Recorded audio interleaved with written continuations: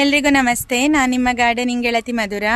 ಇವತ್ತು ನಾನು ನಿಮಗೆ ತೋರಿಸ್ತಾ ಇರುವಂಥದ್ದು ನಾನೇ ತಯಾರಿ ಮಾಡಿದಂತಹ ಸಣ್ಣ ಗಿಡದಿಂದ ಮಾಡಿದ ಈ ರೀತಿಯ ಬೋನ್ಸಾಯಿ ಗಿಡ. ಇದು ಯಾವುದು ಹೇಗಿದೆ ಅಂತ ತೋರಿಸ್ತೇನೆ ಬನ್ನಿ.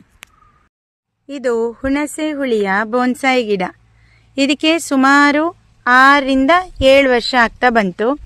ಮಾಮೂಲಾಗಿ ಅಡುಗೆಗೆ ತಂದಂತಹ ಹುಣಸೆ ಹುಳಿಯನ್ನು ಕಸ ಬಿಸಾಡಿದಾಗ ಅದರಲ್ಲಿ ಬೀಜಗಳಿರ್ತದೆ. ಅದರಿಂದ ಹುಟ್ಟಿದ ಗಿಡ ನನಗೆ ಒಂದು ಗಿಡದ ಬುಡದಲ್ಲಿ ಕಂಡಿತು.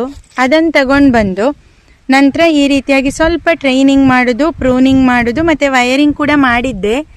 ವೈರಿಂಗ್ ಮಾಡಿದ್ದು ಈ ಕಾಂಡದ ಬುಡದಲ್ಲಿ ಗೊತ್ತಾಗ್ತದೆ ನೋಡಿ.